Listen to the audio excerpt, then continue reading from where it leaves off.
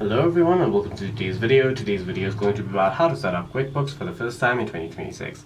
For that, the first thing that you'll have to do is open up Google Play Store to download QuickBooks app on your device. Search for QuickBooks in the search bar and then hit go or enter on your keyboard. Hit install right next to QuickBooks. If you've already installed QuickBooks, you can simply head over to your app drawer and then search for QuickBooks in the search bar.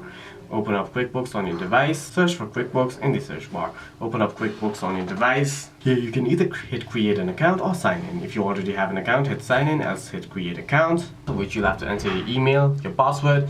If you've got your location turned on, then the country will be selected for you automatically. If you do not have it, then you need to select the country manually, enter your phone number, hit create an Inuit account, and you may have to verify your email along with your phone number as well. If you already have an account, simply hit sign in which case you'll have to enter your phone or your email ID or your user ID, hit sign in, and then enter your password to sign into your account, and then you'll be able to use QuickBooks. For any further questions, please feel free to leave a comment down below.